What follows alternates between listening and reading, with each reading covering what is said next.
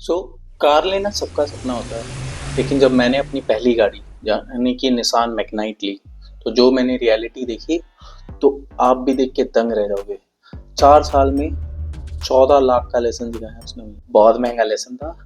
पर अगर आप भी अपनी पहली गाड़ी लेने का सोच रहे हो तो ये वीडियो एंड तक जरूर देखो। आई एम कपिल, आप सबको जैसे पता ही है। मैंने अपनी पहली गाड़ी ली थी जनवरी 2022। मैंने ली थी निसान मैग्नाइट का मिड वेरिएंट, जब एक्सवी एग्जीक्यूटिव बोलते थे, अब पता नहीं यार, बहुत सारे नाम चेंज हुए तो पता नहीं। तो मैंने गाड़ी ली। जब मैंने सोचा ही, HDFC आके कहता, अरे आपके पास प्री अप्रूव लोन है, 100% लोन दे देंगे हम। 8 लाख की गाड़ी है, 9 लाख की गाड़ी है, अरे तुम पूरा लोन लो ना भाई।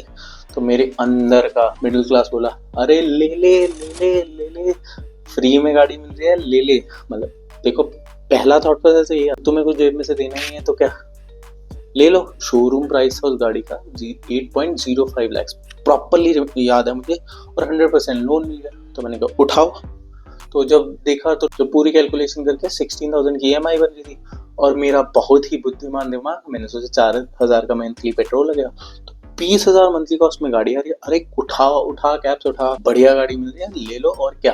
ठीक है, इतना मेरा एक्सपेक्टेशन था। बट जब ग्राउंड है रियलिटी हिट हुई।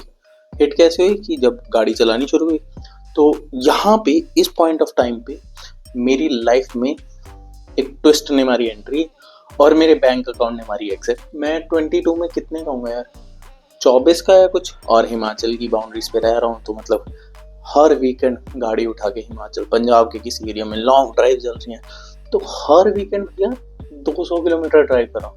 तो जो 4,000 का पेट्रोल था, उसकी कॉस्ट होगी 8,000, और पार्किंग और फास्टैग भाई साहब, जो मतलब कभी कंसीडर ही नहीं कर सकता इंसान, उसकी मंथली कॉस्ट अराउंड 2,000 आने लग गई। और ऊपर से फिर चुल गाड़ी को सुंदर रखने की चल, कभी मॉड्स के नाम पे, कभी सिरेमिक कोटिंग हो रही है, कभी डिटेलिंग हो रही है, कभी कुछ हो रहा है, तो उसकी मान लो एवरेज कॉस्ट मैंने मंथली पकड़ ली 2,000। तो भाई ये सब कॉस्ट तो किनी भी नहीं थी। तो पहले साल के एंड में जो मैंने सोचा था कि 1.92 लाख होगी कार की EMI, और मान लो 4,000 के हिसाब से ऑलमोस्ट 50,000 होगा कार का पेट्रोल ईयरली। ठीक है, इतना सोचा। मैंने कहा 240 में गाड़ी का सालाना खर्चा। But reality check, EMI 1.92 lakhs, petrol 96,000, FASTags और पार्किंग 24,000, मॉड्स अगेन 24,000, इंश्योरेंस है भैया जो कभी सोचते ही नहीं है गाड़ी लेते वक्त, 20,000 की हो, और मेंटेनेंस 8,000 ईयरली वो। ठीक है, और छोटे मोटे रिपेयर और अटेंडिंग 5,000 हो। तो मंथ ईयरली कॉस्ट जो मैंने 2.4 सोची थी, वो बढ़ के हो गई 3.45 lakhs। ऑलमोस्ट 50% का इंक्रीज हुआ था। सेम केस चला सेकेंड ईयर में, थर्ड ईयर में। मैंने कहा चलो, अब जो भी है, हमने कार का खर्चा चलाना सीख लिया तो चलो चला दिया। बट मेजर प्रॉब्लम आई जब फोर्थ ईयर की आई सर्विसिंग की बारी। 40,000 किलोमीटर तक चल चुकी थी, तो बोलते भाई साहब कि सर आपको करानी पड़ेगी major servicing, brake pad change होंगे, ये चेंज होगा, बेल्ट चेंज होगी, ब्ला ब्ला, 10-11 हज़ार उसकी सर्विसिंग कॉस्ट। ठीक है, फिर टायर बदलने के आगे 40,000 पे टायर बदलो, 30,000 टायर के खर्चे, योकोहामा के अच्छे टायर डलवाने थे ना भाई, तो सस्ते भी कितने ही, मतलब 20-22 हज़ार के डलवा दे। ठीक है, बाकी सारी कॉस्ट कंटिन्यू। तो इस साल का खर्चा हो गया 3.77 लाख, बहुत मोटा खर्चा है। ठीक है ना, अब ध्यान से सुनो। जो गाड़ी मैंने सोची थी 9 लाख की पड़ेगी ऑन रोड ब्ला ब्ला करके, और मान लो 2-4 साल का पेट्रोल मैंने माना था 2 लाख का, क्या मतलब 11 लाख की जो गाड़ी पड़ेगी, वो अभी तक मान के चलो 14.2 लाख ले चुकी है। अभी 4 ही साल हुए हैं, और 1 साल की EMI अभी और पेंडिंग, मतलब 1.92 लाख तो मिनिमम और जाएंगे ही जाएंगे। तो भाई क्या करे इंसान।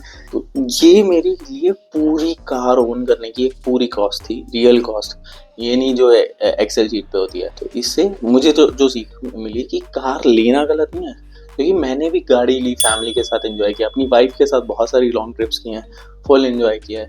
बट जब हम कार खरीदते हैं ना, तो हम EMI को इसकी एक्चुअल कॉस्ट समझ लेते हैं, बट वो एक्चुअल कॉस्ट नहीं होती। एक्चुअल कॉस्ट में आती है EMI, petrol, FASTag, service, insurance, tyres, blah blah, बहुत सारी चीज़ें आती है ना। तो वो सब भी कंसीडर करना चाहिए। जब हम कार लेते हैं ना, वो इमोशनल डिसीजन हो सकता है, पर उसके फाइनेंसेस मैनेज करना, फाइनेंशियल डिसीजन, वो एक्चुअली रियल है, वो इमोशनल नहीं हो सकता। तो आप बताओ, आप अपनी मंथली सैलरी पे एक्चुअल कॉस्ट ऑफ ओनरशिप पे कौन सी गाड़ी अफोर्ड कर सकते हो? कमेंट करो, मैं भी रिप्लाई करूंगा। Till then, bye bye.